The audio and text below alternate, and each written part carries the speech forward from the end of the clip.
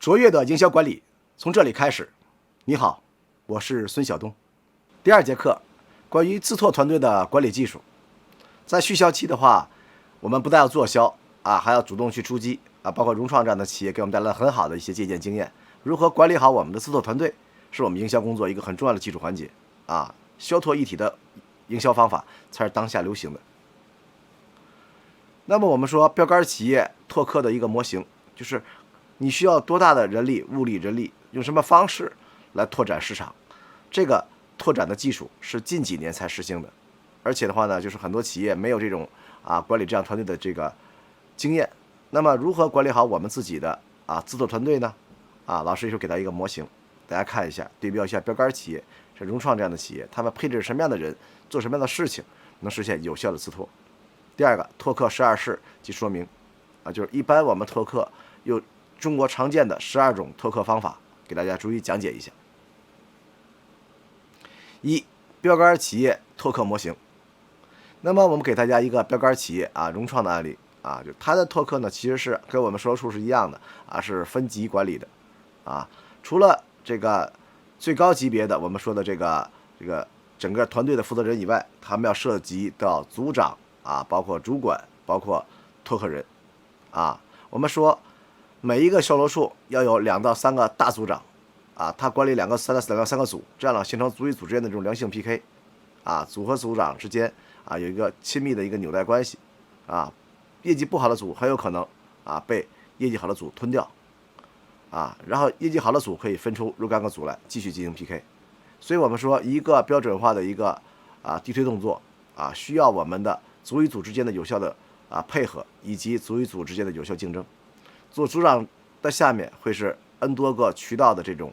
我们叫小组长，或者是渠道经理，或者叫渠道的这个主管每个渠道再设置几名自己的成员，通过不同的渠道不同的片区，不同的这种这个渠道方式有效展开工作。我们各个组可以干同样的事情，也可以干不同的区域，大客户媒体拓客业拓各种方式都可以成员由老蜜蜂、小蜜蜂构成，以小蜜蜂为主，老蜜蜂为辅基本有经验的这个蜜蜂一定是宝贵的资源。那么给大家讲讲，我们有这个团队了，我们平时干什么呢？给大家讲讲一般拓客12个技术分别是商圈派单动线拦截，又叫街霸社区覆盖，又叫什么这个营销进社区展会爆破展会销售，仿展会各种展会包括油站家暴商场巡展企业团购，动迁嫁接商户直销，客户拜访，陌生拜访，以及竞品拦截，包括商家联动。这12个技术给大家逐一讲一讲。12个技术平时我们要关注什么内容商圈派单适用项目中高端、中端以及中下端的项目，就是任何一个项目只要是卖住宅的派单是可以的。但是大家记住一点卖商铺切记不能派单。商铺的价值经营性的话，派单的话就感觉这东西比较低端没有什么经营价值工作周期选择基本贯穿整个销售的过程什么时间派单都可以。那么说第二个核心技术叫动线拦截适用于项目中高端、中低端的项目工作周期选择续客期和强销期，一般在前期的时候我们采用这种方式把这些个没有认知我们项目的客群从别的项目导入过来第三个叫社区覆盖适用中端及中低端的这种项目，高端不要这样去做对这个品质有影响主要针对大型的普通住宅项目、首期和中小型的尾房项目。工作周期主要针对是续客期，其次为强销期会展爆破适用于高端、中端，工作周期、续客时间长的项目，以及我们的强销期。油站家暴适用项目主要是中端项目工作周期以续客期为主就是推广，但凡有豪车的、加油的，可以给他一些家暴商场巡展适用项目是所有项目均可工作周期一般都是续客期，就前期会用到这个东西第7个，企业团购适用于中高端、中低端其他项目都可以工作周期一般都是项目续客期和尾盘的时候会使用这种团购促销的方式。第8个，动迁嫁接啊，普通及中高端项目都可啊，就是营销全程都可以实现这种啊，到叫定向拜访技术，到拆迁户啊这些区域里边主动出击的去宣传啊。一般呢，我们主动出击宣传的话呢，要干3件事情。第一个就是做好意见领袖，第2个就是主动去覆盖，第3个是什么？就是我们说的要做产品的团购促销啊。第9个啊，商户直销啊，适用项目所有项目啊，直接1对1的进行啊匹配。投资类产品项目居多，尤其是小型项目周期比较短的情况下啊，适合用这种商户直销的方式，就是找到这种商业经小业主的商圈商街啊，一户一户去拜访啊，主动拓展啊。第10个叫客户陌拜，找到优质客群，陌生拜访啊，一般高端中端的项目都可以用，工作周期、项目营销全周期都可以。第11个竞品拦截啊，适合所有项目，只要旁边有竞品的，尽量把它的客群导到我案场啊。第12个叫商家联动啊，适用于所有项目，尤其是高端项目啊，营销全程都可以使用啊。那么我们说啊，自做团队应该关注的内容都有些什么呢？第一个4大特征啊，覆盖率啊，高相关度、高准确度、高精准度、高适用性啊，就是我们提到的，就是我们打击的客群一定要面、线、点都要全啊。4种打法：打点、打面、打线、打精啊，整体和局部啊，商圈派单、社区覆盖、商场巡展、展会爆破，就是我们打面一定要所有人都去覆盖掉；打线就是这个豪车人啊、拆迁户，包括这个小商户啊，这种我们就是按照一类的客群出入的地方打线；打点啊，客户陌生拜访、定向爆破、企业团购、竞品拦截；打精，商家联动。根据拓客的4大特征归纳为4种打法，并细化为拓客20式啊，就是我们提到的拓客核心逻辑都是围绕着我们的客户的消费习惯啊，这个生活的这个场景以及他的这个接触产品的这个触媒的这种啊这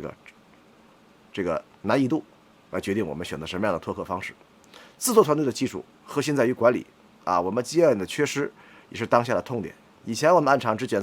管理策划线、销售线、后台客服线，但是你要管理小蜜蜂啊、电购团队的话，这是对我们啊新型营销、新的管理方式的一种考验啊。具备这些个拓客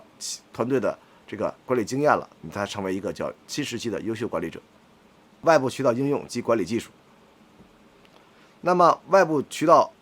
管理是我们当下一个新兴的技术啊，如何不被渠道绑架，如何激活渠道啊，如何在营销费用可控的情况下，利用渠道为我们多卖房子，这也是我们很多标杆企业在近2-3年啊所要关注和考虑的内容啊。第一，搭建外部渠道；第2个，中介维护标准化；第3个，渠道任务指标的计划设定；第4个，渠道制度的打造心法。讲第一个啊，在什么情况下启动外部渠道啊？一般原则上续销期、清盘期啊，尽量不要在首开期。在南部很多城市啊，我们首开期就直接用外部渠道了，这样的话很有可能你按场自然到访全部被渠道吸走了啊。上午和渠道签了协议了，下午渠道就把你的经理啊、主管、销售员都反水了。所以大家记住一点啊，在首开期的时候，我们有营销推广的情况下，尽量不要使用外部渠道，这样的话自然到访才能转化成我们的啊意向客户。如果你在首开期使用外部渠道的话，很容易啊营销费用浪费，而且销售员会出现啊反水现象，把自己自然到访的客户转给渠道，多换取佣金啊，这是费力不讨好的事情。所以我们说，一般我们会在续销期、清盘期把表价拉升之后，再使用渠道，把表价的上涨成本变成我们的渠道费用，这样的话既不费用超支，还能有效的啊这个提升我们渠道的这种战斗力。第一，搭建外部渠道。那么一般我们说什么时间需要外部渠道？渠道占比营销费用占比多少？其实跟我们的啊业绩指标相挂钩的。有很多企业会问我，孙老师，外部渠道一般占我们的业绩占比占多少是合理值？反正我个人的总结经验啊，外部渠道的这个占比不能超过40%。你在外部渠道超过40%以上的话，你的项目的风险就很大，很有可能会蚕食我们的自然到访。所以一般我们的续销期，我们有3个渠道来导客，一般叫做做销啊、销售一体、主动出击，包括外部渠道，4-3-3的比例是比较合理的。你说我3-4-3也可以334也可以。但是如果你出现了暗场自然到访20%，外部渠道80%，恭喜你你被渠道绑架了，你那20%也守不住，很快你的销售员就变成了渠道的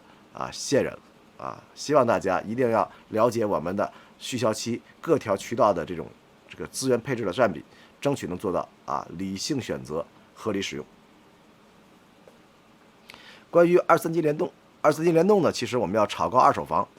自己的二手房价格上去之后了，你再做23级联动，老带新，效果就很好了。有很多新盘是吧，找了很多渠道来，没有效果的，因为经常买卖二手房的人，他关注的是什么？小区能不能升值？你在期房阶段第一次开盘，你无法给客户证明这个房子是能升值。所以我们说，一般23级联动的话，使用这个贝壳这样的渠道，一定是续销期在我们前面卖一部分房子，我们人为炒作它的这个房价之后二手房房价倒挂了比一手房还要贵了，那这个时候我们再卖新房的时候，让这些23级的渠道来买我们的新房，效果很好我们投资回报是要看二手房的价格，二手房信息的搜集是有窍门的。第三个，售楼处要设置二手房的信息，主动的把我们小区二手房的价格炒高，这样才能让这些买二手房的客户通过渠道导入暗场，实现识骗拆户这种心态。第二，中介维护的标准化，我们一般维护中介都要系统的管理，有很多暗场的管理人员我们没管过这些渠道中介缺失这部分的技术，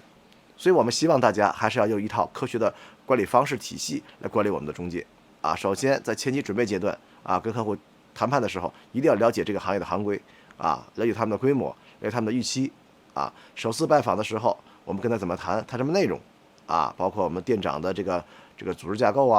包括这个店员的这个内部情况包括2次回访可能遇到的一些问题必须要有目的性、有准备性的跟我们的二手房中介公司进行谈判虽然说二手房公司他们的个体非常小，但是他们也是一个很严谨的渠道组织，他们的谈判也好，合作也好，是有行业标准来约束的。那么在维护期的时候，我们签完这24级联动了一定要定期不定期的去我们的二手房门店进行有效的沟通和交流万事开头难，必须要交心，攻心为上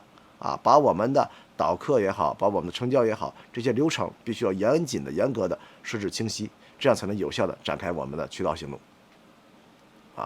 第三个，渠道任务指标的计划和设定。